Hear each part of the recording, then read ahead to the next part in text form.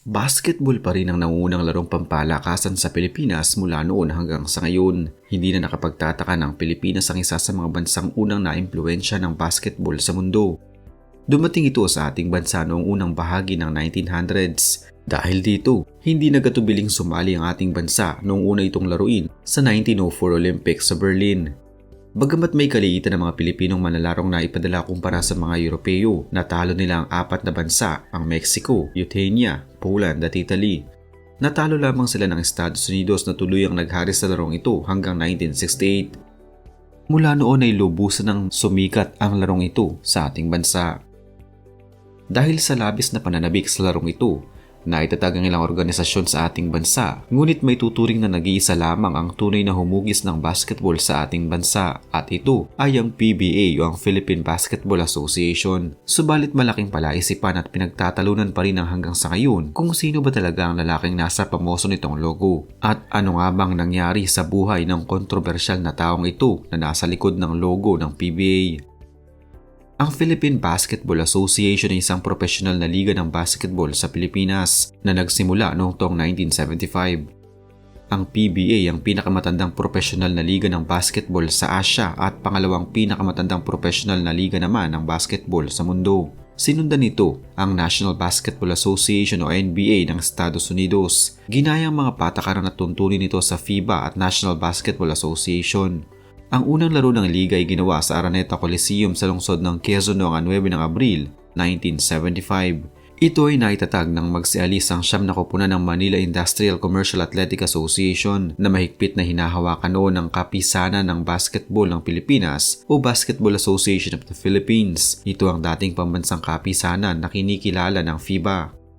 Ang unang 10 taon ng dekada ay naging kilala dahil sa matinding labanan ng Crispa Redmanizers at Toyota Tamaraws na hanggang sa ngayon ay kinikilala bilang isa sa mga pinakadakilang labanan sa kasaysayan ng liga. Sina Robert Jaworski, Ramon Fernandez, Francis Arnaiz, Atoy Cu, Bogs Adornado at Philip Cesar ay naglaro sa Crispa Toyota bago sila mabuwag noong 1983 at 1984. Matapos ang kanilang pagbuwag, ang liga ay lumipat sa Ultra sa Pasig noong 1985. Doon, ang liga ay patuloy na naging sikat matapos na lumipat ang mga dating manlalaro ng Crispa Toyota sa iba't ibang mga koponan. Taong 1993 nang palitan muli ng PBA logo na siyang gamit pa rin hanggang sa kasalukuyan.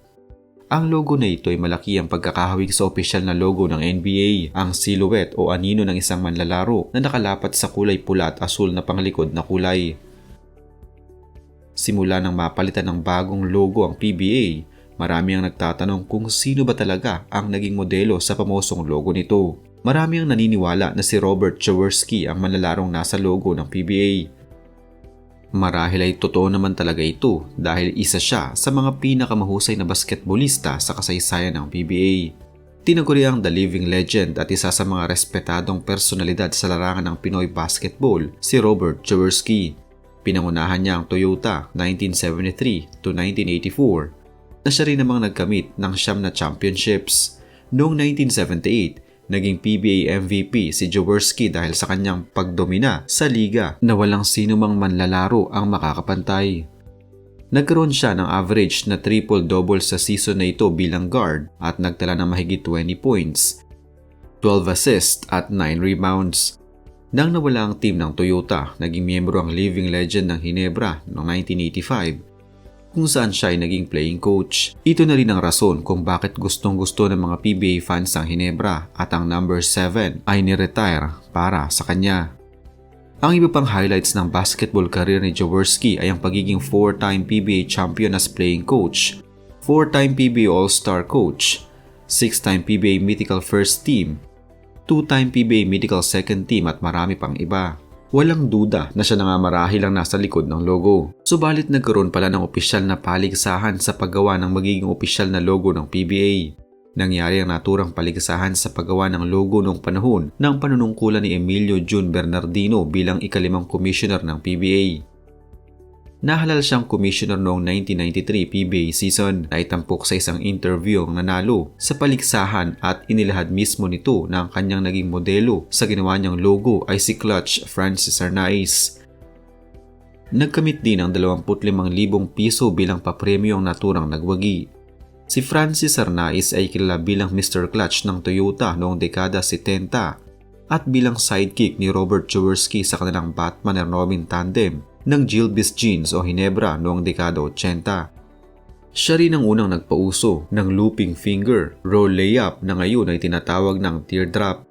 Sa 12 taong paglalaro niya sa PBA ay nakapagtala siya ng 10,292 points, 2,938 assists at 452 steals. 3 beses din siyang napabilang sa first medical team ng liga. Si Francis Arnaiz ay mahilig talaga sa sports na kahit noong siya ay bata pa lamang ay palagi na siyang sumasali sa iba't ibang mga sports. Base sa kanyang records, siya ay nag-aaral sa Lasal Bacolod Elementary School na kung saan mahilig siya sa paglalaro ng football at basketball.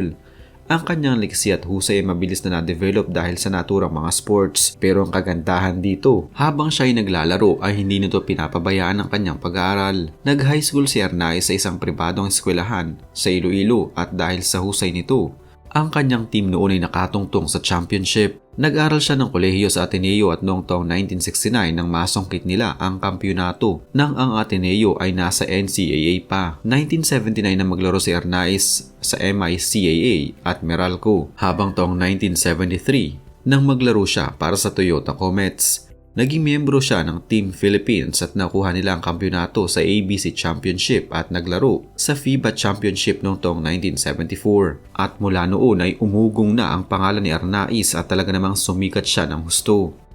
Sa kasalukuyan, si Arnaiz ay isa ng lingkod ng simbahan. Siya ngayon ay isang active pastors o evangelist sa mga simbahan para ipangaral ang mga salita ng Diyos. Siya sa kasalukuyan ay naninirahan sa bansang Estados Unidos kasama ang kanyang pamilya.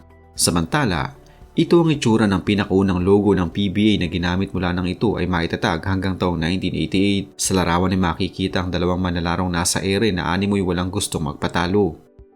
Ang mga manlalarong ito ay sina Ramon Fernandez na siyang may hawak ng bola na nakasuot ng kulay asul habang ang dumedepensa naman ay si Philip Cesar na nakasuot ng kulay pula. Kapag napag-uusapan kung sino ba ang greatest PBA player of all time ay hindi nawawala sa diskusyon ang nag-iisang si El Presidente na si Ramon Fernandez dahil siya lang naman ang all-time leader in scoring, rebounding, blocks, free throws made at minutes played sa kasaysayan ng PBA. Si Ramon Fernandez ay kinikilalang pinakamagaling at most revolutionary player sa paglaro ng center position. Bukod dito, kilala rin siya sa pagiging all-time leader sa rebounds at blocked shots. Tapos pangalawa naman sa assists at steals. Nagsimula ang kanyang basketball career kasama ang Toyota Comets noong 1973 hanggang 1984 kung saan nanalo sila ng 9 na titles. Ang sumunod niyang team, ang Beerhausen Manila Beer, noong 1984 hanggang 1985 ay kung saan nagkamit si Fernandez ng average na 26 points, 15 boards at 9.9 assists. Ang iba pa niyang nasalihang team ay ang Tanduay noong 1985 hanggang 1987, Pure Foods 1988 at San Miguel Beermen 1988 hanggang 1994. Kabilang din si Fernandez sa Philippine basketball team kung saan lumaban sila sa mga kompetisyon sa ibang bansa. Tinatawag na Tapal King at The Scholar ang mga bansag sa power forward at 1980 PBA Most Valuable Player na si Philip Cesar noon. Pero ang pinakamagandang maaalala sa basketball career ng Tapal King ay noong tinalo niya si Fernandez sa 1979 Sprite 1-on-1 Challenge kung saan nanalo siya ng 25,000 pesos. Napabilang si Cesar sa PBA Hall of Fame noong 2005 kasama ang iba niyang teammates sa Crispa na si Atoy Ko at Bogs Adornado at iba pa. Tinapos ng Scholar ang kanyang basketball career bilang pang-anim sa leading scorer na may 12,077 total points, ikalama sa all-time best rebounder at pangalawa sa shot blocks. Dalawa lamang sila ni Fernandez sa buong PBA history na nakakuha ng hindi bababa sa 12,000 points, 5,000 rebounds at 1,000 shot blocks. Naging 7-time PBA Mythical First Team, 2-time PBA Mythical Second Team at 4-time PBA Best Defensive Team din si Cesar. Ito naman ang ikalawang naging logo ng PBA simula ng 1989 hanggang 1992. Makikita na naging bilog na lamang ang logo nito at inalis na ang dalawang kulay na pula at asul na background ng dalawang manlalaro.